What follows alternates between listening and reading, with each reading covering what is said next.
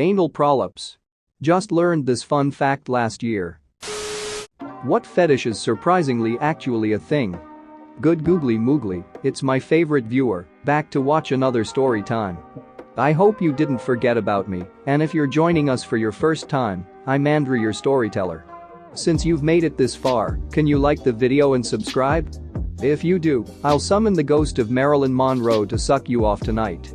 Anyways, let's start the stories. I stumbled upon a video once of big fat men rolling around on top of giant balloons. I could see how that might be fun, but erotic? Just in time for Halloween spectrophilia, or sexual attraction to ghosts.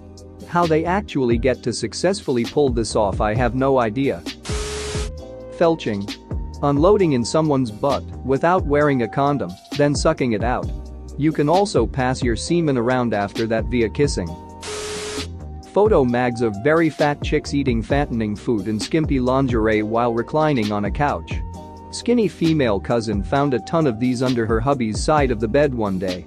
She was a bit depressed about it because there was no way she could possibly compete with these other women, and she wasn't about to get fat just to turn her husband on.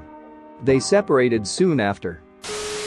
Avosodomy, or ducking birds and the like.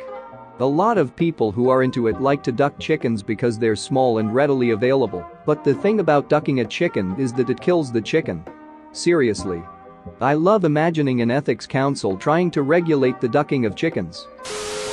I guess I'm sheltered because everyone I told about this knew this is a thing, but yeah, a guy wanted to watch me duck his wife.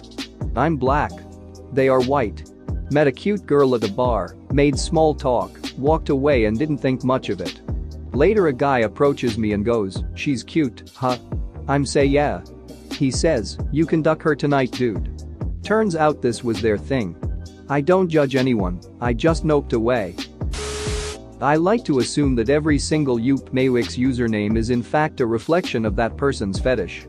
Once more, it tickles me to imagine every single grotesque username on Reddit is in fact a reflection of that person's one throbbing desire. I mean, DickSwiftix checks out. Why not yours? Edit. Did not tag our foul finagling friend as I assume they're likely busy with duck-related business. I read about one a long time ago on RWTF. This dude had a ducking weird fetish. He would take a condom and crap in it a bunch of times. Then he would shape it into a gigantic, almost phallus-shaped monstrosity. Then he would freeze it and use it as a dildo to duck himself up the ass. Good luck making a pun for that one, op. Cold sex. Not sex in the cold, although I'm sure it exists, but being turned on by someone with a cold. For these people, there is nothing sexier than a runny nose expelling thick strands of mucus down the face. The plosive hack of a cough is like dirty talk. A sneeze may as well be an orgasm. It's sick. Beat you to the pun. I still don't understand how bug chazzing is a thing. People go around and purposely infect or get infected with HIV. It is considered to be a form of self-harm. Also, many people that are bug chazzers believe that their worries about the inevitability of catching HIV will be put to rest if they get it. So they actively seek it out. Posted this on an older account, but heck, I allowed myself on this one too. I'm attracted to stomach noises. Not bore, I'm not into predator-prey stuff or any of that. But I've always had a fascination with digestion and people's stomachs. Like the thought of laying on someone's belly and listening is unbelievably hot to me. It's the same with heartbeats, though to a lesser extent. As for the reason, my closest guess is intimacy. Being that close to someone and hearing such a vulnerable, human process gives a feeling of closeness. And yes, I realize how ducking weird this is, believe me. I'm honestly half surprised I didn't use a throwaway to post this. Remember how in older cartoons, when a character was in love, their heart would beat out of their chest? Like you visibly see it stick out and pump in rhythm? There's a fetish for that specific thing. Basically nude characters orgasming while their heart is thumping outside their chest. Edit, obviously, this isn't a link to the exact porn of it, but this is more or less what I'm talking about. Except in the images I've seen, the characters are often getting off, or they just look super strained. I've seen it done with a lot of Tiny Toons characters, weirdly enough. Avisotomy, or ducking birds and the like. A lot of people who are into it like to duck chickens because they're small and readily available, but the thing about ducking a chicken is that it kills the chicken. Seriously. I love imagining an ethics council trying to regulate the ducking of chickens.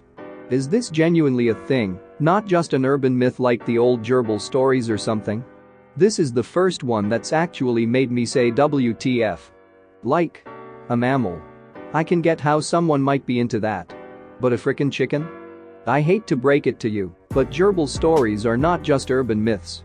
I live with a paramedic. He's been on a gerbil call. Vor. I don't see the appeal of getting eaten.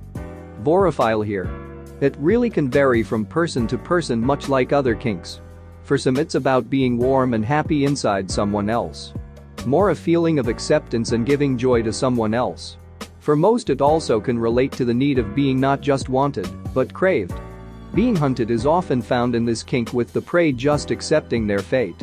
There are others though that crave the feeling someone normally would give to an inanimate object. The feeling of being needed but without regard to well-being.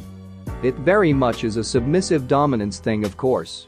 I would say the majority of the population of vorophiles would end their kink at being eaten and coming to rest in the predator's stomach, but there are others who want to take it much farther. It also has a much higher ratio of people who firmly put this kink in fantasy only than plenty of other fetishes. Financial domination. I totally get paying a dominatrix for services, but the idea that making the payment is the fetish is just baffling. As someone who has unfortunately gotten into this fetish, I'll try to do my best to explain. First, I'll say different people get different things out of it, and there are many different versions of it. For some, they just like the idea of worshipping someone else and spoiling them. It can have crossovers with the sugar daddy sugar baby lifestyle too. But for many it seems that it's mostly about being degraded, humiliated, used, and treated like absolute crap. I've never actually engaged in it, and I don't ever plan to, but I've kept in contact with some who have, and I've seen how toxic and destructive it can become. The thing that separates it from most other SAM is that it's usually not in any way an act. It's usually an actual abusive relationship, albeit consensual, but consensual very commonly due to unhealthy and compulsive self-destructive urges. These are people who don't want to just play the role of someone being exploited and then turn it off, they actually want to be exploited. They have a strong urge to be manipulated and encouraged to do things they know will have severe negative consequences on their life.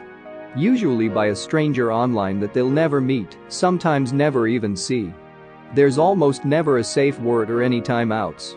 From start to finish, the relationship with their dom will consist of being treated as subhuman and being encouraged to give as much as possible. It erodes self-esteem. But for so many that's what makes it so intense and exciting, the fact that it's so extremely destructive and dangerous. Some subs will even give over very personal info, social security numbers, passwords to every online account they have, phone numbers of people in their life, etc., to give that person more leverage to exploit them. Many subs become addicted to it as it plays with such extreme emotions and intense levels of arousal. Sexual arousal is tied up into it, of course, but it becomes way more than that. I'm kind of disgusted by the lack of humanity that I've seen from so many financial doms. Some of them seem to genuinely care about the well-being of their subs, but there are so many that seem to just be abusive, exploitative people who have found a group of people with weak boundaries and poor self-control willing and excited to be their victims. Several of the subs I've talked to have told me that when they tried to get help as it was becoming an addiction and a real problem for them, their doms encouraged them not to and would keep contacting them even when they asked them to stop.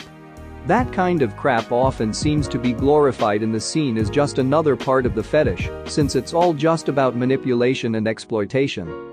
To me that's unacceptable, despicable behavior. I wish the actual abusive doms in the fandom scene would be shamed, but they always seem to get away with hiding behind, it's consensual. It's not really that simple when the person consenting also strongly wishes they could stop and regrets it, and it's having huge negative consequences on their life. Addiction and compulsion are not things to be taken lightly. Again, this doesn't apply to all financial subs, but it does to a lot of them, and it's a really sad thing to see. Thanks for watching. What did you think of the story time? Let me know in the comments below. If you liked the video, smash that like button and subscribe so you don't miss any more story times.